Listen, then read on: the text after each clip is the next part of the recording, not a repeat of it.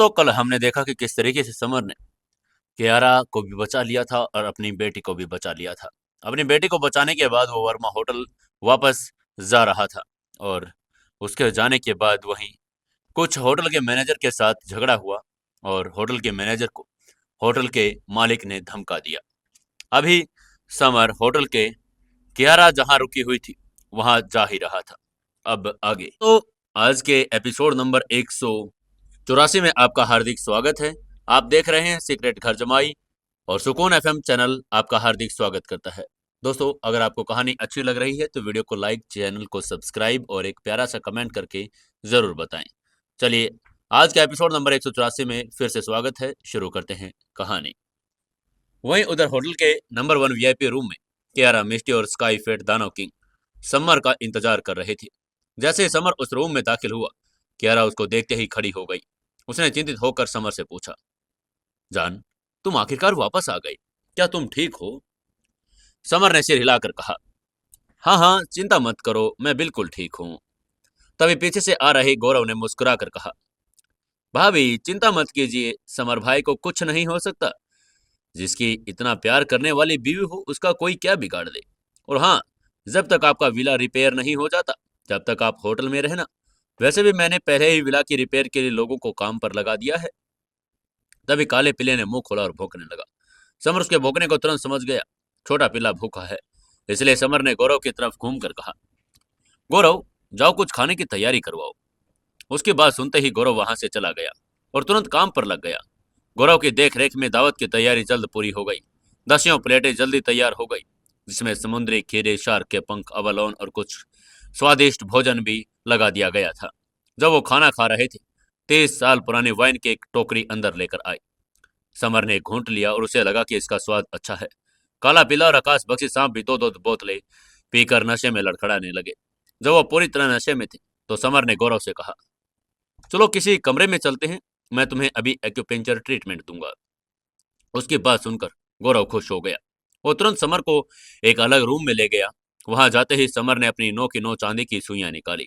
उन्हें गौरव के शरीर में 9 एक्यूपेंचर पॉइंट्स में चुभो दिया। इसके बाद समर ने अपने इंपोर्टेंट सार का इस्तेमाल किया और उसे सुई के माध्यम से गौरव के शरीर में पहुंचा दिया। उसकी एनर्जी की गर्मी के कारण गौरव पसीने से लथपथ हो गया था। पसीने के साथ उसके शरीर से काले पदार्थ भी बाहर निकल गए। उसके बाद समर ने अपनी 9 सुइयां निकाल कर कहा, मैंने तुम्हारी बहुत सारी अतिरिक्त चर्बी जला दी, तुम्हारे शरीर की ठंडक भी दूर कर दी। अब तुम जल्द ही ठीक हो जाओगे। उसकी बात सुनकर गौरव ने एक्साइटेड होकर कहा, समर भाई, आपका बहुत बहुत धन्यवाद। मेरा शरीर फिर से हेल्दी हो गया है और कोई आश्चर्य नहीं कि आप इंडिया के नंबर 1 डॉक्टर हैं। आपकी योग्यता वास्तव में ईश्वरीय है। आगे से समर ने हल्के से मुस्कुराकर कहा, गौरव, अब अपने शरीर पर अधिक ध्यान दो। और हाँ, मेरे पास तुम्हारे लिए कुछ खास काम है। समर ने उसे विला को जल्द ठीक करने के लिए कियारा की रक्षा करने और शांत रहने का निर्देश दिया। इसके बाद समर तेजी से आगे बढ़ा, वीआईपी स्वीट में पहुंचा, जिसे गौरव ने समर और कियारा के लिए अरेंज किया था। स्वीट में कियारा वेनेटी मिनर के सामने बैठी थी। सफेद रेशमी नाउट गाउन से ढकी हुई थी। उसको देखते ही समर की आंखों में लस्ट आ गया। उसने कियारा के पास जाकर कहा, हनी, तुम आजकल और भी ज्यादा सुंदर होती जा रही हो। उसकी तारीफ सुनकर कियारा हंस पड़ी। उसने हंसकर धीरे से कहा, इन दोनों तुम्हारी बातें और भी स्वीट होती जा रही है। तुमने कितनी औरतों से ऐसा कहा है? लेकिन आगे से समर ने कसम खाई कि उसने ये बात सिर्फ उससे कही, जिस पर कियारा दोबारा से हंस पड़ी। तभी समर ने उसके पास जाकर पूछा, हनी, क्या तुम आत्म साधना मार्शल आर्ट प्रैक्टिस करना चाहती हो? अगर चाहती हो तो मैं तुम्हें खुद ये प्रैक्टिस करवाऊंगा। उसकी बात सुनकर कियारा के चेहरे पर खुशी आ गई, क्योंकि वो हमेशा से प्रैक्टिस करना चाहती थी, लेकिन उसे तकनीक नहीं पता थी। वहीं समर ने सोचा, कियारा को स्वर्गीय अमर मंत्र सिखाना सबसे अच्छा होगा, क्योंकि वो महिला थी और बॉडी प्योरिफिकेशन तकनीक उसके शरीर को नुकसान पहुंचा सकती थी। ये सब देखकर समर ने मुस्कुराकर कहा, हनी, मैं तुम्हें एक अमर लेवल की तकनीक सिखाऊंगा, जिसका नाम स्वर्गीय अमर मंत्र है। इस तकनीक की प्रैक्टिस करने की कोशिश करो। ये कहकर उसने कियारा को मंत्र दिया। आगे से कियारा ने हाँ में सिर हिलाया और तुरंत नीचे बैठकर मंत्र का जाप करने लगी। जल्द ही हवा में एक मंद हरा प्रकाश प्रकट हुआ। स्पिरिचुअल एनर्जी थी जो लाइफ एलिमेंट से भी अधिक पावरफुल थी। एक चक्र के बाद कियारा को झटका लगा क्योंकि स्पिरिचुअल एनर्जी उसके डेंटियन में प्रवेश करने लगी। स्पिरिचुअल नाभिक में संगनित हुए बिना ही गायब हो गया। कियारा ने आश्चर्य से हैरान होकर कहा, क्या हुआ? मैं अपने डेंटियन में स्पिरिचुअल नाभिक क्यों नहीं बना पा रही हूँ? तभी समर ने हैरानी से आगे आकर उसकी नब्ज टटोली। धीरे से उससे पूछा, हनी, तुमने जो भी स्पिरिचुअल एनर्जी अवशोषित की थी वो चली गई। तुम अपने शरीर के अंदर स्पिरिचुअल एनर्जी क्यों नहीं संग्रहित कर पा रही? समर भी उलझन में था। उसे भी कुछ समझ नहीं आ रहा था कि आखिर ये क्या हुआ। कियारा ने एक बार फिर साधना की, लेकिन इस बार भी वो एनर्जी गायब हो गई। ये सब देखकर समर ने हैरान होकर कहा, मैंने अभी देखा कि तुम्हारे शरीर में एनर्जी के साथ कुछ टकरा रहा है। वो असंगत है, बिल्कुल पानी और आग की तरह। इसलिए एनर्जी हमेशा अंत में गायब हो जाती है। जब उसको कुछ देर तक समझ नहीं आया तो उसने टेलीपैथी से डार्क नाइट एम्परर से पूछा, सीनियर डार्क नाइट एम्परर, मेरी पत्नी स्पिरिचुअल नाभिक क्यों नहीं बना पा रही? डार्क नाइट एम्परर ने लंबी तलवार में जाकर टेलीपैथी से उसकी बात का जवाब देकर कहा, छोटे, तुम्हारी पत्नी नॉर्मल इंसान तो बिल्कुल नहीं है। उसके पास फिनिक्स ब्लड लाइन टोटम है, जो सबसे पावरफुल ईश्वरीय जानवर ब्लड लाइन टोटम में से एक है। वो सिर्फ फिनिक्स तकनीकों की प्रैक्टिस कर सकती है। स्वर्गीय अमर मंत्र एक अमर तकनीक है जो उसके ब्लड लाइन टोटम से मेल नहीं खाती। समर उसकी बात तुरंत समझ गया। वो भूल गया था कि उसकी पत्नी तो फिनिक्स वंश की मेंबर थी। समर ने तुरंत डार्क नाइट एम्परर से टेलीपैथी से कहा, सीनियर, मैं कियारा को फिनिक्स तकनीक कैसे सिखा सकता हूँ? तभी डार्क नाइट एम्परर ने कहा, छोटे, इसका सिर्फ एक रास्ता है। कियारा को अधिकांश स्मृतियों को जागृत करना होगा, कम से कम 80%। अभी सिर्फ उसने 10वां हिस्सा ही जागृत किया है। पहले ही ज्यादा पुनर्प्राप्ति करना बंद कर दिया, इसलिए वो साधना के लिए तैयार नहीं है। वो सिर्फ अपने आप पर भरोसा कर सकती है। उसकी बात सुनकर समर निराश हो गया और वहीं कियारा निराशा से भर गई थी। तभी समर ने उसके बालों को सहलाकर कहा, हनी, चिंता मत करो। तुम अभी प्रैक्टिस नहीं कर सकती, लेकिन बाद में कर सकती हो। तब तक मैं तुम्हारी रक्षा करूंगा। इसके बाद समर ने कियारा को टाइगर ग्रुप आत्म साधना जगत के आक्रमण के बारे में बताया और उसे सावधान रहने को कहा। तभी कियारा ने समर से कहा, क्योंकि इंडिया में उथल पुथल मची है तो तुम्हें भी आत्म साधना सम्मेलन में भाग लेना चाहिए तथा टाइगर ग्रुप से आने वाले लोगों को देश से बाहर निकालना चाहिए समर। उसकी बात सुनकर आगे से समर ने मुस्कुरा कर कहा, हाँ हाँ हनी, चिंता मत करो। मैं सम्मेलन में भाग लूंगा और इंडियन साधना गठबंधन का लीडर बनूंगा। फिर तुम लीडर महिला बनोगी। मैं इंडिया को धमकी देने वाले सभी टाइगर ग्रुप के आत्म साधकों को मार डालूंगा। कियारा फिर भी चिंतित थी। उसने समर की आंखों में देखकर कहा, जान, सावधान रहना। यह काश देवता के दूत के पास ईश्वरीय दीपक है और वह काश देवता को बुलाकर तुम्हें आसानी से नुकसान भी पहुंचा सकता है। समर ने प्यार से कियारा के बाल ठीक करके कहा, चिंता मत करो हनी, मैं सब संभाल लूंगा। अब मैं चलता हूँ, तुम अपना ख्याल रखना और अभी होटल में ही रहना। और ये कहकर वो वहां से चला गया। जब समर बाहर निकला तो काला पिल्ला और आकाश बख्शे सांप वहीं उसका इंतजार कर रहे थे। वो दोनों उसे उत्सुकता से घूर रहे थे। समर ने वहीं चढ़ाकर पूछा, पिल्ले, क्या हुआ? तुम लोग मुझे ऐसे क्यों देख रहे हो? काले पिल्ले ने गंभीरता से कहा, मैंने इंडिया में एक अद्वितीय क्रूर जानवर की आभा महसूस की। ये 10 महान एंशियंट क्रूर जानवरों में से एक होता है। काले पिल्ले की बात सुनकर समर पूरी तरह से चौंक गया। उसने हैरान होकर कहा, क्या एंशियंट क्रूर जानवर ऐसा कैसे हो सकता है? समर नरक में क्योंगकी और ताओटी से बच निकला था। वो जानता था कि अगर ये जानवर नरक से बाहर निकल गए तो पूरा आत्म साधना जगत उसके लिए बड़ी आपदा बन जाएगी। समर ने चिंता में काले पिल्ले से पूछा, पिल्ले, क्या तुम जानते हो कि इंडिया में कौन सा जानवर आया था? पिल्ले ने सिर हिलाकर कहा, अभी मुझे यकीन नहीं है। मैंने तो बस उसकी आभा महसूस की। ये क्या है ये तो हमें पता नहीं चलेगा जब तक हम उसे देख नहीं लेते। उसके बाद सुनकर समर ने गंभीर होकर कहा, पिल्ले, ये बात किसी को मत बताना ताकि लोग घबरा ना जाएं। हमें अभी मनोबल बनाए रखने की जरूरत है। और हाँ, स्वाति का फोन आया है, इसलिए हमें अभी मुंबई जाना होगा। चलो चलते हैं। समर ने हाथ हिलाया और काले पिल्ले, आकाश बख्शी सांप और भाग्य की बिल्ली के साथ मुंबई की तरफ चल पड़ा। उसने शैडो ग्रुप टीम और दानव किंग को कियारा और पायल की रक्षा करने के लिए इंदौर में रहने का ऑर्डर दिया। इसके बाद समर ने पूरा हवाई जहाज बुक किया। 2 घंटे बाद वो मुंबई इंटरनेशनल एयरपोर्ट पहुंच गई। स्वाति ने समर का स्वागत करने के लिए निशा और ड्रैगन किंग को एयरपोर्ट पर भेजा था। समर ने ड्रैगन किंग का अभिवादन किया ड्रैगन किंग शर्मिंदा सा। उसे थोड़ा हैरान होकर मन ही मन में बोला, आप आत्महन किंगडम लेवल में हाफ स्टेज पर पहुंच गए। अब से आप मेरे आइडियल हैं। वहीं समर ने निशा की तरफ देखकर उसकी तारीफ करके कहा, निशा, हम जब भी मिलते हैं तुम और भी खूबसूरत लगती हो। और उसकी तारीफ सुनकर निशा शर्मा गई। इसके बाद समर और उसके साथ आए सभी साथियों को स्वाति के पास ले गई। स्वाति के पास जाकर स्वाति ने समर को सिचुएशन के बारे में समझाकर कहा, समर, आज इंडिया गठबंधन के लीडर के चुनाव का पहला दिन है। बेशक मैं खुद तुम्हारा नाम इसलिए नॉमिनेट करूंगी।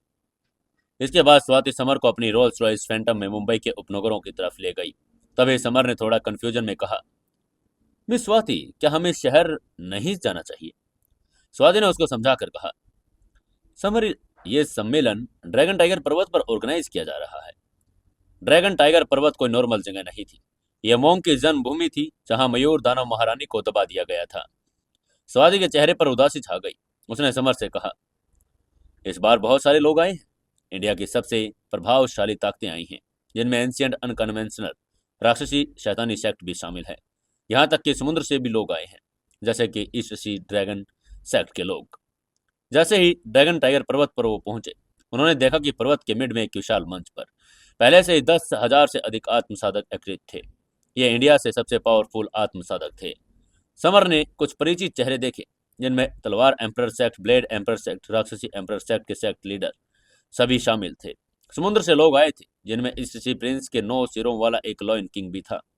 वहीं समर ने एक खड़े लड़के तभी धीरे से बोला, अरे देखो, वो समर है, वो भी आया है। उसके पास खड़े लड़के ने कहा, क्या ये ग्रेट समर है? वो इतना यंग होकर भी आत्म साधना की दुनिया में पहले स्थान पर कैसे पहुंच गया? तभी समर को फूलपरी और शिवांगी भी आई होंगी, इसलिए उसने पूरी भीड़ पर नजर दौड़ाई। लेकिन उसने देखा कि फूलपरी और शिवांगी वहां नहीं थे। तभी एक लड़की ने उससे पीछे से टोक कर कहा, समर, तुम भी यहाँ आई हो? ये बास किंग सेक्ट की लड़की तुषा थी। त्रिशा ने कहा कि वो समर को वोट देगी। लेकिन तभी लाल रंग के कपड़ों वाले एक युवक ने तिरस्कार के साथ कहा, ब्यूटी, क्या तुम सोचती हो कि समर गठबंधन का लीडर बन सकता है? हो, ये तो असंभव है। तभी स्वाति ने समर को उस युवक के बारे में बताकर धीरे से कहा, समर, ये युवक नॉर्मल नहीं है, ये ब्लेज सेक्ट से है। समर ने उलझन में पूछा, मैं स्वाति, ये ब्लेज सेक्ट कौन सा है? स्वाति ने उसकी बात को समझा कर कहा, तलवार एम्पर सेक्ट और ब्लेड एम्पर सेक्ट सिर्फ सबऑर्डिनेट एम्पर लेवल सेक्ट हैं, लेकिन ब्लेड सेक्ट एक मिडल एम्पर लेवल का सेक्ट है, जिसका मास्टर आत्म हेवन एम्पर किंगडम लेवल के 5वें स्टेज का फाइटर है। उसकी बात सुनकर समर हैरान रह गया। उसे उम्मीद नहीं थी कि इंडिया में भी छिपे हुए ग्रैंड मास्टर हैं। तभी लाल कपड़ों वाला एक युवक अहंकार से हंसा। उसने हंसकर जोर से कहा, बच्चे, तुम्हें आत्म साधना की दुनिया में नंबर 1 इसलिए कहा जाता है क्योंकि हमारा ब्लेज सेक्ट खुद को छुपा रहा था। जब हम आगे बढ़ेंगे तो दुनिया हमारी हो जाएगी। समर झुंझलाहट से भुचक्का रह गया। उसने मुस्कुराकर कहा, ब्लेज सेक्ट, ये क्या है? तुम मुझे जज करने वाले कौन हो? चुपचाप यहाँ से चले जाओ। लेकिन आगे से लाल कपड़े वाले युवक ने तिरस्कार से कहा, समर, क्या तुम जानते हो कि तुम किससे बात कर रहे हो? मैं एक मिडल स्टेज के हेवन एम्पर का मेंबर हूँ। तुम मुझ पर व्यंग करने की हिम्मत कैसे कर सकते हो? जब वो दोनों आपस में बहस कर रहे थे, तभी आसपास के आत्मसाधक चर्चा करने लगे थे, अब क्या होगा। समर ने इस लाल कपड़े वाले युवक को ठंडेपन से देखकर कहा, यहाँ से हट जाओ। ये तुम्हारी गलती नहीं है कि तुम इतने बदसूरत हो, लेकिन जब तुम बाहर निकलते हो तो दूसरों को डराते हो, और ये तुम्हारी गलती है। तभी काले पीले ने आगे बढ़कर उस युवक से कहा, तुम कुत्ते से कम नहीं हो, भाड़ में जाओ। काले पीले की इस बात से वो युवक चिढ़ गया। उसने गुस्से में चिल्लाकर कहा, तुम गंदे बदसूरत काले कुत्ते हो, मुझे श्राप देने की तुम्हारी हिम्मत कैसे हुई? मैं तुम्हें मार डालूंगा। लेकिन आगे से काले पिल्ले ने अपनी पूंछ हिलाई। वो युवक के सामने पाद मारकर कहा, मैं अपने पास से तुम्हें मार डालूंगा, कमीने। तभी उस युवक ने चिल्लाकर कहा, फायर हथेली, और अपनी हथेली को बाहर पटक दिया, जिसे 4000 डिग्री तापमान की लपटें निकली। समर आश्चर्य से वहीं खड़ा रहा। ब्लेज सेक्ट का एक सामान्य शीशे 4000 डिग्री की ज्वाला उत्पन्न कर सकता था। वहीं काले पिल्ले ने अपना मुंह खोला और काला भंवर थूक दिया, जिससे एक चूषण बल पैदा हुआ। हवा में लाल लपटें फट गई। काले पिल्ले ने इस वार पर उस युवक को हैरान होकर बोला, क्या हुआ? तुम एक कुत्ते मेरे फायर पाम को कैसे हरा सकते हो? उसकी बात सुनकर काला पिल्ला हल्के से मुस्कुराया। उसने अपना पैर जमीन पर मारा और हवा में उछला।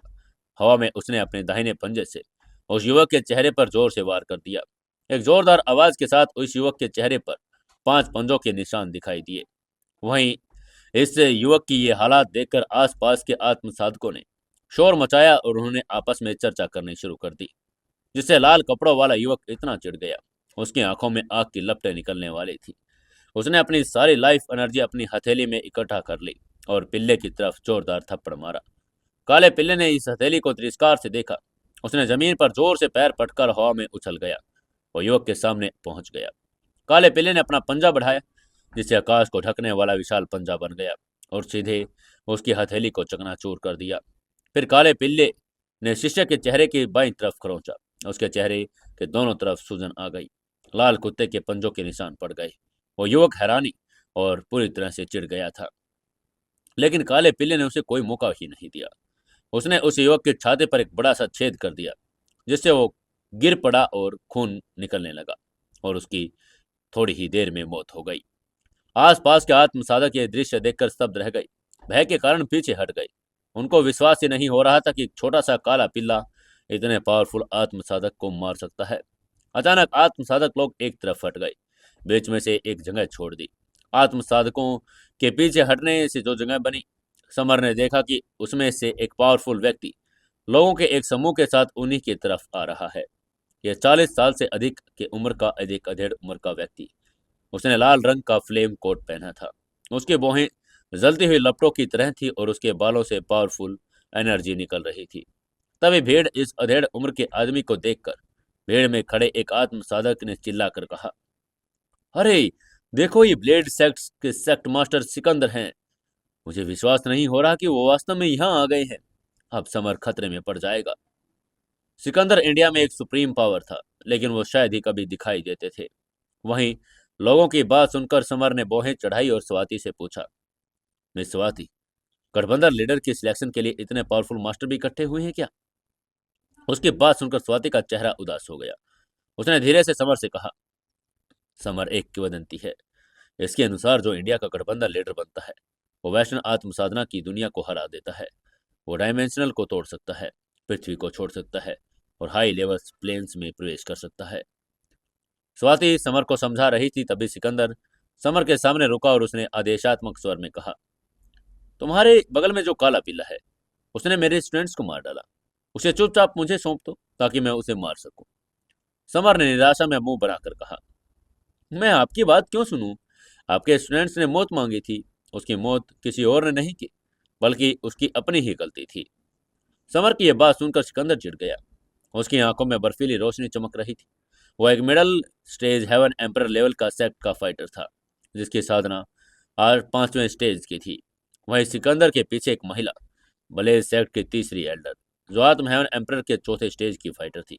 वो आगे आई और उसने समर को बुरी तरह से डांटा, लेकिन आगे से समर ने हल्के से मुस्कुरा कर कहा, हो, एक मिडल एम्पर लेवल सेक्ट के रूप में आपका ब्लेज सेक्ट वेस्ट आत्मसाधकों का सामना करने की कोशिश भी नहीं कर सकता, लेकिन मेरे सामने अकड़ दिखाने की हिम्मत कर सकता है। आपका विवेक कहाँ है? उसकी बात सुनकर तीसरी एल्डर ने क्रोधित होकर कहा, समर, ये मत भूलो कि तुम सचमुच असाधारण हो। अभी तुम्हारा किताब सिर्फ यंग जनरेशन में नंबर 1 है। इससे आगे तुम कुछ भी नहीं हो। मुझे तुम्हें एक सबक सिखाने में ज्यादा टाइम नहीं लगेगा। जैसे ही तीसरी एल्डर समर को मारने के लिए आगे बढ़ी, तभी मिशा वहां से गुजर रही थी। मिशा तुरंत समर के सामने आकर खड़ी हो गई। उसने उस तीसरी एल्डर से कहा, आत्म हेवन एम्पर किंगडम लेवल के चौथे स्टेज की फाइटर होते हुए भी तुम किसी ऐसे व्यक्ति को कैसे धमका सकती हो जो सिर्फ पहले स्टेज पर भी नहीं पहुंचा? ये तुम्हारे लिए शर्मनाक बात है। उसकी ये बात सुनकर तीसरी एल्डर का चेहरा उदास हो गया। वो मिशा, जो राक्षसी एम्पर सेक्ट की मास्टर थी, उसको अच्छे से जानती थी, जो उसी के सेम लेवल पर थी। इसके बाद मिशा ने मुस्कुराकर आगे कहा, मुझे देखकर बहुत बुरा लगता है कि तुम यंग जनरेशन के लोगों को धमका दे रही हो। तुम पहले से ही इतने बूढ़े हो चुके हो, फिर भी तुम सिर्फ आत्म हेवन एम्पर किंगडम लेवल के चौथे स्टेज तक पहुंच पाई हो। आगे से तीसरी एल्डर ने जेलेसी भरे स्वर में कहा, रुको मिशा, क्या ये तुम्हारा बॉयफ्रेंड है? अगर मैं इसे मार भी दो तो तुम्हें इसकी चिंता क्यों हो रही है? मिशा ने शांति से कहा, उसे मार दोगी? जरूर, लेकिन क्या तुम मुझे पार कर लोगी? तभी इधर काले पिल्ले ने समर से फुसफुसा कर कहा, समर, ये महिला तुम्हारे साथ अच्छा व्यवहार करती है, तुम उसके साथ क्या सौदा करके आए हो? लेकिन आगे से समर ने काले पिल्ले को डांटा। मिशा की तरफ चला गया। उसने मिशा के पास जाकर कहा, मिशा, हम काफी समय बाद मिल रहे हैं, इसलिए पहले ये बताओ कि तुम कैसी हो? उसकी बात सुनकर मिशा ने उलझन भरी नजरों से समर को देखा और कुछ नहीं कहा। तभी तीसरे एल्डर ने उन्हें बात करते देखा तो उनको उसको पूरी तरह से इग्नोर कर दिया। उसको अपमानित महसूस हुआ। उसने गुस्से में झुंझला कर कहा, रुको मिशा, समर, तुम कमीनों के बच्चे, मुझे इग्नोर करने की तुम्हारी हिम्मत कैसे हुई? समर ने तीसरी एल्डर को एक मक्खी की तरह समझा कर कहा, हमारे रास्ते से हट जाओ, दोबारा हमारे रास्ते में हिम्मत मत करना आने की। लेकिन आगे से तीसरे एल्डर ने चिढ़कर कहा, समर, इतना घमंडी मत बनो, मैं आज तुम्हें सबक सिखा कर रहूंगी। यह कहकर तीसरे एल्डर ने विशाल ज्वाला फ्लेम बनाई और जिस पर गोल्डन ज्वाला के कांटे लगे हुए थे समर पर टूट पड़ी। समर जवाबी हमला करना चाहता था, लेकिन मिशा ने उससे पहले कार्रवाई कर दी। मिशा ने अपनी हथेली हिलाकर एक विशाल ज्वाला वृक्ष बनाया जो उसे तीसरे एल्डर पर चकनाचूर कर दिया। ज्वाला बेल और ज्वाला वृक्ष आपस में टकरा गए। दोनों एक एक कदम पीछे हटे। उनके पावर सेम समान पर थी और तभी तीसरी एल्डर ने उदास होकर कहा, मिशा, मुझे उम्मीद नहीं थी कि तुम एक एंशिएंट आत्म साधक की रक्षा करना चुनोगी। तुम अपने राक्षसी दावों के लिए शर्म की बात कर रही हो। आगे से मिशा ने मुस्कुरा कर कहा, यह तुम्हारा काम नहीं है। मैं किसे बचाना चाहती हूँ, मैं कुछ भी करूं, इसे किसी का कुछ भी लेना देना नहीं। वहीं तीसरी एल्डर ने जब ये देखा कि मिशा का मुकाबला नहीं कर पाएगी तो फिर समर की तरफ मुड़ी। उसने समर को उकसाने की कोशिश करके कहा, समर, क्या तुम हमेशा के लिए एक औरत के पीछे छिपकर रहना चाहते हो? क्या तुम कायर हो? लेकिन उसकी बात सुनकर समर ने गुस्से होने के बजाय मुस्कुरा कर कहा, तुम भी किसी के पीछे छिपे रह सकती हो, लेकिन मुझे नहीं लगता कि कोई भी तुम्हारी रक्षा करना चाहेगा। समर की बात सुनकर तीसरी एल्डर निराश हो गई। वहीं सिकंदर ने जब तीसरी एल्डर को निराश देखा तो उसने अपने बगल में खड़े दूसरे एल्डर से कहा, जाओ और समर को मार डालो, हमारे ब्लेज सेक्ट की ताकत का प्रदर्शन करो। दूसरा एल्डर जो 70 साल का था, आत्म है उनके चौथे स्टेज का फाइटर, समर की तरफ चल पड़ा। दूसरे एल्डर ने समर का सामना करके कहा, समर, अपनी मौत को गले लगाने के लिए तैयार हो जाओ। इसके बाद दूसरे एल्डर ने चिल्लाकर कहा, फायर फिस्ट, और अपने एक हाथ से जोरदार पंच मारा जो विशाल ज्वाला पंच में बदल गया। लाल लपटों से बना ये पंच 4000 मीटर चौड़ी और इसमें अद्वितीय पावर थी। उसके वार को देखकर समर ने मॉडल बॉडी तकनीक को एक्टिवेट कर दिया। स्ट्रेंगल हेल फिस्ट का इस्तेमाल करके बोला, स्ट्रेंगल हेल फिस्ट, छठी फिस्ट डायमेंशनल को चकनाचूर कर देने वाली। और ये चिल्लाकर उसने भी एक जोरदार पंच घुमाया जो दूसरे एल्डर की ज्वाला से टकरा गया। इस टक्कर से दूसरे एल्डर का ज्वाला पंच अनगिनत चिंगारियों में बिखर गया। अपने पंच को ऐसे चिंगारियों में बिखरता देखकर दूसरे एल्डर की आंखों में आश्चर्य झलकने लगा और वो एक कदम पीछे हट गया। तभी आसपास के आत्म साधकों के मुंह सदमे से खुले रह गए। वो ये देखकर हैरान थे। समर, जो एक आत्म हेवन एम्परर किंगडम लेवल के हाफ स्टेज का फाइटर था, उसने आत्म हेवन एम्परर किंगडम लेवल के चौथे स्टेज के फाइटर को पीछे हटने पर मजबूर कर दिया था। दूसरे एल्डर ने समर को घूरा। उसे समर द्वारा पीछे धकेल दिया गया था। यह उसके लिए शर्मनाक था। उसने गुस्से में चिल्लाकर कहा, फायर फिस्ट, दूसरी फिस्ट दुनिया को चकनाचूर करने वाली। और ये चिल्लाकर उसने एक और हमला किया। इस फिस्ट तकनीक से दो ज्वाला कण बने जिन्होंने ईस्ट और वेस्ट दिशा में समर पर हमला किया। उसके इस हमले को देखकर समर की अभिव्यक्ति आश्चर्य में बदल गई। उसने हैरान होकर कहा, उसकी फिस्ट में फिस्ट इंटेंट दिखाई दे रहा है। समर ने एक बार फिर अपने मोर्टल बॉडी को एक्टिवेट कर दिया। साथ ही स्ट्रेंगल हेल फिस्ट तकनीक में अपनी सारी लाइफ पावर का इस्तेमाल किया, जिससे एक डायमेंशनल विशाल फिस्ट प्रकट हुई।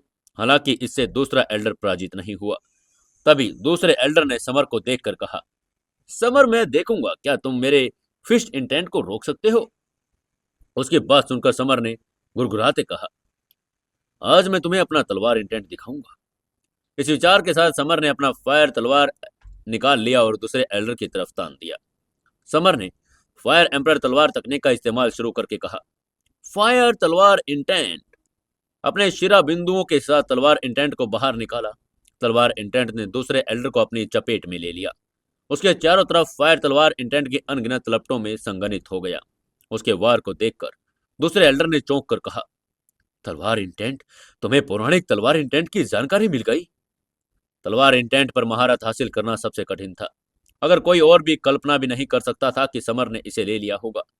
समर ने अपनी तलवार को पहले से ज्यादा तेज धधकती हुई फायर तलवार एनर्जी के साथ आगे मारा। तलवार ने दूसरे एल्डर के फिस्ट को दो हिस्सों में काट दिया और तेजी से वो हवा में बिखर गए। समर ने फायर तलवार एम्पर को आगे की तरफ मारा, एक फायर ड्रैगन को बुलाया और चिल्लाकर बोला, फायर एम्पर तलवार तकनीक, जिसमें उसके शरीर में ड्रैगन के ब्लड के बनी ईश्वरीय ड्रैगन की आभा की एक किरण थी। फायर ड्रैगन तेजी से दूसरे एल्डर के सामने से उड़ गया। समर के हमले को देखकर दूसरे एल्डर ने कहा, सुरक्षात्मक प्रकाश कवच। उसने अपने फायर एलिमेंट इंपोर्टेंट सार को एक लाल प्रोटेक्शन व्यू रचना बना ली। एक ठंडे मुस्कान के साथ समर ने अपनी फायर एम्पर तलवार को प्रोटेक्शन व्यू रचना के ऊपर दे मारा, जिससे एक दरार पड़ गई और उसकी व्यू रचना टूट गई, फिर गायब हो गई। समर की तलवार ने अपना हमला जारी रखा, दूसरे एल्डर के दिल में वार कर दिया। दूसरे एल्डर की यह देखकर अभिव्यक्ति बदल गई। उसने चिल्लाकर कहा, खजाने का कवच जलाओ। यह चिल्लाकर उसने अपने पहने हुए कवच को एक्टिवेट कर दिया। यह कवच एक पावरफुल लाल आत्म हेवन किंगडम लेवल के चौथे स्टेज का खजाना था। समर की तलवार जोरदार आवाज के साथ लाल कवच पर लगी और दूसरा एल्डर 5 कदम पीछे हट गया, लेकिन ब्लेड कवच की सुरक्षा के कारण उसे कोई चोट नहीं लगी। समर ने असंतोष से भौहें चढ़ाई। समर ने दूसरे एल्डर की तरफ हाथ हिलाकर कहा, तुम बहुत कमजोर हो। उसके उपहास भरी बात सुनकर दूसरे एल्डर ने एक बार फिर समर पर अपना पंच तान दिया, लेकिन समर ने बेपरवाही से अपनी फायर एम्पर तलवार आगे मारी, उसके पंच को चकनाचूर कर दिया। उसके हालात देखकर ब्लेज सेक्ट के सेक्ट मास्टर सिकंदर ने चिल्लाकर कहा, दूसरे एल्डर, अपने हमले बंद करो। तुम उससे मुकाबला नहीं कर सकते, मुझे उसे निपटने दो। ब्लेज सेक्ट का सेक्ट मास्टर ने समर को व्यक्तिगत रूप से मारने और अपने सेक्ट का खोया हुआ सम्मान वापस जीतने का फैसला कर लिया। सिकंदर गठबंधन का प्रमुख प्राप्त करना चाहता था, ताकि वह पृथ्वी छोड़कर हाई लेवल ग्रहों में प्रवेश कर सके। सिकंदर समर की तरफ बढ़ा। उसकी आंखों में तेज किलिंग इंटेंट भड़क रहा था। उसकी उपस्थिति से आसपास की हवा भी कंपन महसूस कर रही थी। सिकंदर ठंडी मुस्कान के साथ बोला, समर, आज मैं तुम्हें अपनी असली फायर फिस्ट दिखाऊंगा। अपने गुस्से को समर को घूर कर चिल्ला कर बोला, फायर आत्मा एम्पर फिस्ट। सिकंदर ने अपना पंच आगे बढ़ा दिया। आगे का ये पंच 5000 मीटर चौड़ा था। उसके इस पंच को देखकर समर की अभिव्यक्ति बदल गई। उसने कहा, फिस्ट इंटेंट का 60%। तुमने फिस्ट इंटेंट के 60% के बारे में अंतर्दृष्टि प्राप्त कर ली। समर ने उसके इस हमले को गंभीरता से लेकर अपनी फायर एम्पर तलवार निकाली। उसके तलवार इंटेंट ने सिकंदर के पंच के सामने एक विशाल तलवार बना दी। तलवार इंटेंट विशाल फायर पंच से टकराया और एक जोरदार धमाके की आवाज आई। समर 2 कदम पीछे हट गया। उसका चेहरा पीला पड़ गया। समर की तलवार की ताकत सिकंदर के पंच की ताकत के सामने कम थी, क्योंकि समर सिर्फ आत्म हेवन एम्परर किंगडम लेवल के हाफ स्टेज का फाइटर ही था। लेकिन फिर भी समर की ताकत देखकर सिकंदर आश्चर्य से भौचक्का रह गया। समर ने उसके इतने पावरफुल हमले को कैसे रोक दिया? सिकंदर ने ठंडी मुस्कान के साथ कहा, मैं भी देखता हूं कि तुम मेरे कितने हमलों को रोकोगे। सिकंदर ने एक कदम आगे बढ़ाया और फायर आत्मा एम्परर फेस्ट के अगले वार में अपनी सारी ताकत को उजागर कर दिया। इस बार पंच में एक ऐसी बेजोड़ ताकत थी, आसपास का डायमेंशनल टूट गया। आगे से समर ने गंभीरता से अपने बाएं हाथ से स्ट्रेंगल हेल फेस्ट का इस्तेमाल किया, दाएं हाथ से फायर एम्पर तलवार तकनीक का इस्तेमाल किया। हालांकि दोनों का इस्तेमाल करने के बाद भी वो सिकंदर का मुकाबला नहीं कर पाया। इस बार समर को 1 दर्जन से ज्यादा कदम पीछे हटना पड़ा। समर का चेहरा काला पड़ गया था। उसने मन ही मन में सोचा, सिकंदर बहुत पावरफुल है। उसका फिस्ट इंटेंट मेरे वर्तमान तलवार इंटेंट से भी पावरफुल है। वहीं समर को पीछे हटने पर मजबूर होता देखकर मिशा चिंतित हो गई। समर के साथी भी उसकी हालात को देखकर चिंतित थे। वहीं सभी परेशान हो रहे थे, तभी अचानक हवा में एक उपहासपूर्ण आवाज गूंजी। उस आवाज ने कहा, ब्लेज सेक्ट का उच्च और रेप्यूटेड सेक्ट मास्टर वास्तव में एक यंग आत्मसाधक को धमका रहा है। तुम कितने बेशर्म हो। ये इंसल्ट भरी बात सुनकर सिकंदर गुस्से से लाल हो गया। उसने गुस्से में चिल्लाकर कहा, किसने मेरा मजाक उड़ाने की हिम्मत की? बाहर आओ ताकि मैं तुम्हें मार सकूं। तभी उस आवाज ने फिर हंसकर कहा, मैं बाहर आ रहा हूँ, तुम्हारे मोंक दादाजी तुमसे डरते नहीं हैं। ये कहकर एक मोटा मोंक अपने ग्रुप से बाहर निकलकर सामने आ गया। समर ने मोटे मोंक को देखकर भौहें चढ़ाकर कंफ्यूजन में पूछा, मैं तुम्हें नहीं जानता, तुम कौन हो? लेकिन मोटे मोंक ने समर की बात का जवाब देने के बजाय सिकंदर की तरफ देखकर कहा, किसी ने मुझे यहाँ समर की सिक्योरिटी के लिए कहा है, इसलिए जब तक तुम पहले मुझे नहीं हरा देते तब तक तुम उसे नुकसान नहीं पहुंचा सकते। उसकी बात सुनकर सिकंदर ने बिना कुछ कहे गुस्से में अपने पंच को घुमाया, जो एक विशाल फायर पंच में बदल गया। मोटे मोंक की तरफ क्रूरतापूर्वक टूट पड़ा। उसका हमला देखकर हल्की सी मुस्कान के साथ मोटे मोंक ने अचानक अपनी जेब से एक काली ढाल निकाली। हथेली के आकार की एक काली ढाल उसके सामने एक विशाल ढाल में बदल गई। सिकंदर का फायर पंच भयंकर फोर्स के साथ काले ढाल से टकरा गया, लेकिन पंच ढाल को चकनाचूर नहीं कर पाया। सिकंदर ने एक दर्जन से ज्यादा पंच किए, लेकिन काले ढाल ने उन सभी को रोक दिया। तभी मोटे मोंक ने एक अंडे जितनी बड़ी सी काली चमकती गेंद निकाली और सिकंदर पर फेंक दी। आगे सिकंदर ने अपना पंच सीधे गेंद को विस्फोटित करना चाहता था, लेकिन जैसे उसका पंच काली गेंद से टकराया, गेंद डायनामाइट की बाल्टी की तरह फट गई। एक बड़ी ध्वनि के साथ सिकंदर का फायर पंच टूट गया। उसके दाहिने हाथ से खून निकलने लगा। वो उछल पड़ा और तेजी से पीछे हट गया। सिकंदर के मन में एक विचार आया। उसने हैरान होकर मोंक से पूछा, ब्लैक फायर ग्रेनेड? तुम्हारे हाथ में एक ब्लैक फायर ग्रेनेड है? मोटे मोंक ने हंसकर कहा, बधाई हो, आप सही हैं। यह वास्तव में ब्लैक फायर ग्रेनेड है। सिकंदर की अभिव्यक्ति बदल गई। उसकी आंखों में सदमा था कि वदंतियों के अनुसार ब्लैक फायर ग्रेनेड एंशियंट काल में हथियार संत का एक प्रसिद्ध हथियार था। सिकंदर को यकीन था कि मोटा ब्लैक फायर ग्रेनेड आत्महैम एम्परर फायर ग्रेनेड पकड़े हुए था। सिकंदर पीछे हट गया। उसकी दोबारा मोटे पर हमला करने की हिम्मत नहीं हो रही थी। तभी इसी समय तलवार सेक्ट के नेता सिद्धराज ने मोटे मोंक को पहचान लिया। सिद्धराज ने आश्चर्य से पूछा, क्या क्या आप आत्म साधना दुनिया के ट्रेजरर मोंक हैं? मोटे मोंक ने अपना सिर घुमाया और जवाब देकर कहा, लगता है तुम अपने पापा को जानते हो। उन दोनों की बातें सुनकर सिकंदर की आंखों में ठंडी चमक आ गई। सिद्धराज की टिप्पणी ने उसे एहसास करवा दिया कि मोटा मोंक ही महान ट्रेजरर मोंक था। ट्रेजरर मोंक खुद पावरफुल नहीं था, लेकिन उसके पास अनेक स्पिरिचुअल खजाने थे। वहीं समर की आंखें गर्म हो गई, क्योंकि स्पिरिचुअल खजाने के सबसे अधिक वो प्यार करता था। समर की गर्म नजर देखकर ट्रेजरर मोंक चौंक गया। उसने हैरान होकर कहा, समर, मेरी तरफ ऐसे मत देखो। ऐसा लगता है कि जैसे तुम मुझसे प्यार करते हो। समर ने निराशा में अपनी आंखें घुमाई और कहा, मुझे जो पसंद है वो तुम्हारे खजाने हैं। उसकी बात सुनकर ट्रेजर मोंक डर के मारे 2 कदम पीछे हटकर बोला, समर, मैंने आज तुम्हें बचाया है, तुम मेरे स्पिरिचुअल खजाने नहीं ले सकते। वो जानता था कि समर बड़ा ताकतवर फाइटर है। उसे एक अद्वितीय मास्टर ने समर की रक्षा करने के लिए कहा था। समर ने अंदाजा लगा लिया, ट्रेजरर मोंक को किसी ने उसकी रक्षा करने के लिए भेजा। वो बस उसके खजाने लेने के बारे में मजाक कर रहा था। समर ने मुस्कुराकर ट्रेजरर मोंक से कहा, ट्रेजरर मोंक, प्लीज मिशा को तीसरे एल्डर को हराने में मदद कीजिए। उसकी बात सुनकर ट्रेजरर मोंक अवाक रह गया। ट्रेजरर मोंक ने आंखें घुमाई, लेकिन बेजोड़ पावरफुल फाइटर ने वही करने को कहा था जो समर उससे कहे। एक विचार के साथ ट्रेजरर मोंक ने अपने डायमेंशनल अंगूठी से एक ब्लैक फायर ग्रेनेड निकाला, तीसरे एल्डर पर फेंक दिया। ब्लेड्स सेक्ट की तीसरी एल्डर महिला अपनी तरफ फेंके गए ब्लैक फायर ग्रेनेड को देखकर भयभीत हो गई। उसने भागने की कोशिश की, हवा में ऊंची छलांग लगाई, लेकिन फायर ग्रेनेड बड़ा तेज था और वो तुरंत उस पर गिर ही गया। एक बड़ी आवाज के साथ ब्लैक फायर ग्रेनेड काली आग के स्तंभ के साथ फट गया। तीसरी एल्डर महिला को आग लग गई, जिससे उसके कपड़े जल गए और उसके शरीर में एक छेद हो गया। तीसरे एल्डर की अपेक्षा करके समर मिशा के पास गया और उसने पूछा, मिशा, क्या तुम ठीक हो? मिशा ने कहा, हाँ मैं ठीक हूँ। समर ने हल्की मुस्कान के साथ कहा, अच्छा, हाल ही में तुम कैसी रही हो? मिशा ने बोहें चढ़ाई। एक महिला होने के नाते यह पहली बार था जब किसी पुरुष ने उसकी चिंता दिखाई थी। तभी मोटा मोंक समर के पास आया। उसने समर से कहा, मुझे तुम जैसे लवर्स की बातचीत में बाधा डालने से नफरत है, लेकिन यह मत भूलो कि मैंने तुम दोनों को बचाया है। उसका यह मजाकिया बात सुनकर समर ने हल्के से हंसकर कहा, हाँ हाँ, मुझे बचाने के लिए धन्यवाद। मुझे आश्चर्य है कि आपको किस पावरफुल सीनियर ने मुझे बचाने के लिए भेजा। मोटे मोंक ने सिर हिलाकर कहा, यह एक सीक्रेट है, लेकिन तुम सिर्फ ये समझ लो, मैं तुम्हारी रक्षा करूंगा।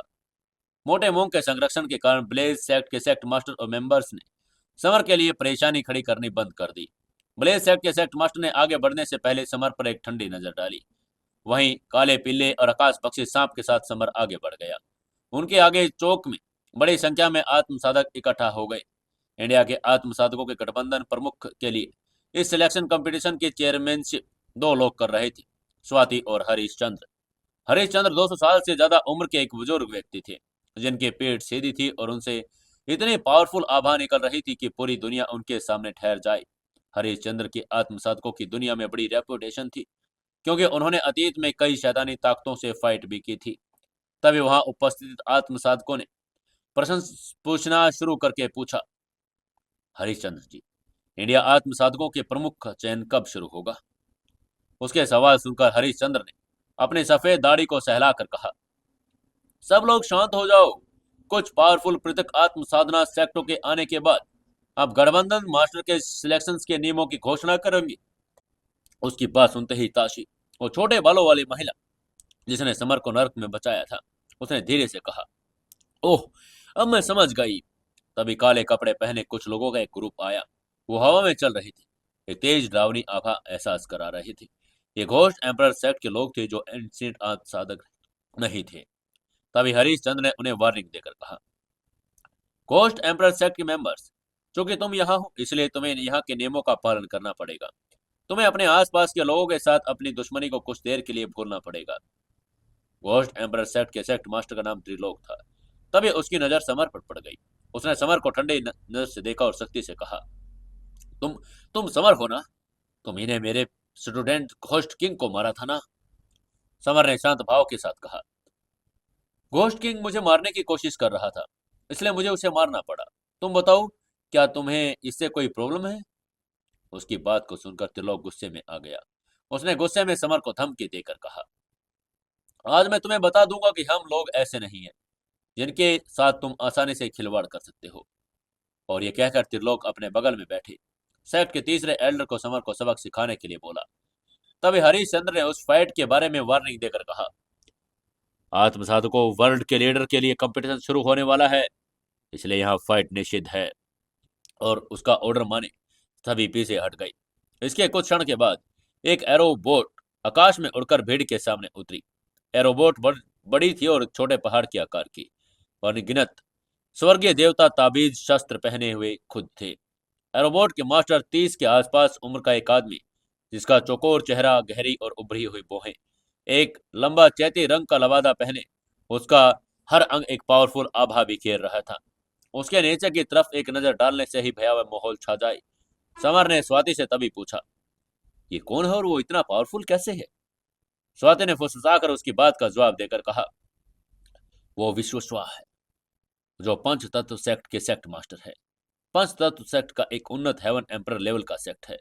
उनके सेक्ट मास्टर आत्म हेवन एम्परर किंगडम के 8वें स्टेज के पावरफुल फास्टर है। वो अजय हैं। स्वाति के शब्दों ने समर के चेहरे पर चिंता की लकीरें खींच दी। अपने वर्तमान लेवल पर समर उनके सामने नहीं टिक सकता था। समर जानता था कि पांच तत्व दुनिया के सबसे महान पावर में से एक है। इसके बाद समर ने काले पिल्ले से पूछा, पिल्ले, क्या तुम्हें लगता है कि तुम पंच तत्व के सेक्ट मास्टर को हरा सकते हो? काले पिल्ले ने एक आंखें घुमाई, उसकी बात का जवाब देकर बोला, एंशिएंट काल में भी मैं सिर्फ पंच तत्व सेक्टों के संत को साथ नहीं लड़ पाता था। अब जबकि उनका सेक्ट मास्टर आत्म हेवन किंगडम के 8वें स्टेज पर है, तो मैं निश्चित रूप से उसका मुकाबला बिल्कुल नहीं कर सकता। आकाश भक्त सांप ने भी पुष्टि की कि वो उसका मुकाबला नहीं कर पाएगा। तभी हरीश चंद्र ने शिष्टाचार दिखाकर कहा, हम पंच तत्व सेक्ट के सेक्ट मास्टर के आगमन का स्वागत करते हैं। उसकी बात सुनकर पंच तत्व सेक्ट मास्टर ने शांतिपूर्वक मुस्कुराकर एरोबोट को बंद कर दिया। चौक के सामने कूद पड़ा। उसने हरीश चंद्र की तरफ देखा और उसको याद दिलाकर बोला, हरीश चंद्र जी, कंपटीशन शुरू करने का समय आ गया है। हरीश चंद्र ने उसकी बात का जवाब देकर कहा, प्लीज वेट करें, हम अभी कुछ और लोगों के आने का इंतजार कर रहे हैं। तभी दूर आसमान से एक जोरदार आवाज आई। एक विशाल झरना आसमान के चौक की तरफ बह रहा था। झरने और पानी के पुल को देखकर हरीश चंद्र हंस पड़ा। उसने हंसकर कहा, बूढ़े राक्षस चिरंजी, आखिरकार तुम यहाँ पहुंच गए। तभी दूर से एक जोरदार हंसी की आवाज आई। उसने हंसकर कहा, हरीश चंद्र, हम बहुत समय बाद मिल रहे हैं। उस आवाज के साथ ही एक सफेद बालों वाला बुजुर्ग भीड़ की तरफ बढ़कर आ गया। उसके दोनों पैर पानी के पुल पर स्थिर थे, मानो जमीन पर चल रहे हों, और वह हर कदम में लगभग 50 मीटर आगे बढ़ गया था। वो सफेद बालों वाला बुजुर्ग व्यक्ति, जिसकी आंखों में पानी जैसी पावर झलक रही थी, 200 साल से ज्यादा उम्र का था। उसको देखकर भीड़ विस्मय और अविश्वास में भर गई। उनमें से एक आदमी ने हैरान होकर कहा, पुराना राक्षसी चिरंजी, ये पुराना राक्षस चिरंजी तो नहीं हो सकता है ना? बूढ़ा राक्षस चिरंजी और हरिश्चंद्र समकालीन थे। उन्होंने 200 साल पहले अपनी अजेय पावरों से शैतानों का दमन किया था। उसके बाद बूढ़ा राक्षस चिरंजी एक विशाल पानी की नदी के नीचे साधना करने चला गया था। वहीं समर को सबसे ज्यादा चिंता इस बात की थी कि बूढ़ा चिरंजी भी लीडर की पोस्ट के लिए कंपटीशन करने न आ गया हो। तभी हरिश्चंद्र ने बूढ़े राक्षस चिरंजी से पूछा, तो बूढ़े भाई, तुम यहाँ किस लिए आए हो? ये मत कहना कि तुम यहाँ लीडर की पोस्ट के लिए कंपटीशन करने के लिए आ गए। उसकी बात सुनकर बूढ़ा राक्षस चिरंजी धीरे से मुस्कुराया। उसने सिर हिलाकर कहा, हाँ, मैं वास्तव में इस पोस्ट के लिए कंपटीशन करने आया हूँ। उसकी बात सुनते ही सभी आत्म साधकों ने आंखें घुमा दी। तभी हरीश चंद्र ने टेलीपैथी से बूढ़े राक्षस चिरंजी से कहा, बूढ़े भाई, आप कंपटीशन क्यों कर रहे हैं? आप एम्परर लेवल के 9वें स्टेज पर हैं। आपका कोई मुकाबला यहाँ कर नहीं पाएगा। बूढ़े राक्षस चिरंजी ने कहा, मेरे पास ज्यादा साल नहीं बचे, और अगर मैं अपना जीवन लंबा करना चाहता हूँ तो मुझे हाई लेवल ग्रहों पर पहुंचने का रास्ता खोजना होगा। अगर मैं गठबंधन का लीडर बन गया तो मैं एंशियंट निश्चित एरिया में प्रवेश कर जाऊंगा और संचरण तंत्र को एक्टिवेट कर सकता हूँ। समर जानता था कि वो बूढ़े राक्षस चिरंजी का मुकाबला नहीं कर पाएगा। ये उस आदमी से निकलने वाली एनर्जी पंच तत्व सेक्ट के मास्टर से भी ज्यादा कम नहीं थी। उसने थोड़ा कंफ्यूज होकर स्वाति से पूछा, क्या सभी सीनियर ग्रैंड मास्टर यहाँ पर हैं? स्वाति ने सिर हिलाकर कहा, अभी भी कुछ ऐसे सुप्रीम मास्टर हैं जो यहाँ नहीं पहुंचे। अगले ही पल एक और परम मास्टर प्रकट हो गए। वो व्यक्ति बादल पर सवार होकर उसकी तरफ आ रहा था। वो भी लगभग 200 वर्ष के थे, सफेद बालों वाला, लेकिन उसके पूरे शरीर पर एक पावरफुल एनर्जी की आभा निकल रही थी। उसको देखकर ही हरीश ने उससे पूछा, भाग्यशाली एल्डर, आप यहाँ क्यों आए हैं? भाग्यशाली एल्डर ने मुस्कुराकर उसकी बात का जवाब देकर कहा, क्यों का क्या मतलब है? मैं तो लीडर की पोस्ट के लिए कंपटीशन में हिस्सा लेने आया हूँ। उसकी बात सुनकर हरीश चंद्र ने भौहें सिकोड़ ली और कहा, भाग्यशाली एल्डर, आपकी उम्र लगभग 300 साल है। आगे से भाग्यशाली एल्डर ने मुस्कुराकर कहा, जब ये बूढ़ा राक्षस चिरंजी आ सकता है तो मैं क्यों नहीं आ सकता भाई? उनकी बातें सुनकर आसपास के लोग पूरी तरह से स्तब्ध रह गए। वो जानते थे कि भाग्यशाली एल्डर 300 साल पहले इंडिया की आत्म साधना की दुनिया का अजय फाइटर था, भविष्य की भविष्यवाणी भी कर सकता था। वहीं उधर स्वाति ने समर से कहा, ये भाग्यशाली एल्डर सुदामा है, जो एक पावरफुल मास्टर हैं। ये पहली बार ऐसे सभी के सामने आए हैं। उनको आज तक कभी किसी ने देखा नहीं था। समर ने हैरान होकर पूछा, एक और एल्डर? उसकी हैरानी देखकर स्वाति ने मुस्कुराकर कहा, आत्म साधक कभी बूढ़े नहीं होते। तुम देखो वो कितने हैंडसम हैं और विश्वसनीय रूप से पावरफुल हैं। तभी इसके करीब 10 मिनट बाद दूर से क्रेन की तेज आवाज सुनाई दी। आकाश में एक सुंदर सफेद क्रेन आया, जिसके बर्फ जैसे सफेद पंखों में स्वर्गीय देवता ताबीज की धारियां थी। क्रेन के ऊपर एक युवती थी, जिसने सफेद कपड़े पहने थे। वह सफेद खूबसूरत लग रही थी, और उसकी त्वचा और होठ चेहरे जैसे कोमल थे। उसका शरीर सुडौल और मनमोहक था। उस लड़की को देखकर ही समर की नजरें आश्चर्य से भर गई। उसकी खूबसूरती वाकई लाजवाब थी। उसे समर अपनी नजरें भी नहीं हटा पा रहा था। समर को ऐसे उस लड़की को घूरता देखकर मिशा ने गुस्से में नाक फुलाकर कहा, हम। उसका नाजुक चेहरा झुंझलाहट से सिकुड़ गया। समर ने उन लड़कों को देखकर ही स्वाति से पूछा, क्या ये वही महान आत्म साधक हैं जिसके बारे में तुम बात कर रही थी? स्वाति ने सिर हिलाकर कहा, हाँ, ये सही है। वो सफेद क्रेन परी है, जो इंडिया की संपूर्ण आत्म साधना की दुनिया में सबसे पावरफुल मास्टरों में से एक है। ऐसा कहा जाता है कि उसे अमर क्रेन की विरासत मिली है। तभी हरीश चंद्र खड़ा हुआ और उसने सम्मान के साथ कहा, सफेद क्रेन परी, आपका स्वागत है। उसी समय सिद्धराज और अन्य आत्म साधकों ने हरीश चंद्र से कंपटीशन शुरू करने का आग्रह कर दिया। अब कैसे होगा उस लीडर का चयन? क्या होगा, कौन बनेगा लीडर? जानने के लिए जुड़े रहिए अपनी कहानी सीक्रेट घर जमाई के साथ। दोस्तों, कहानी को ज्यादा से ज्यादा शेयर करें, कमेंट करें और लाइक जरूर से जरूर करें।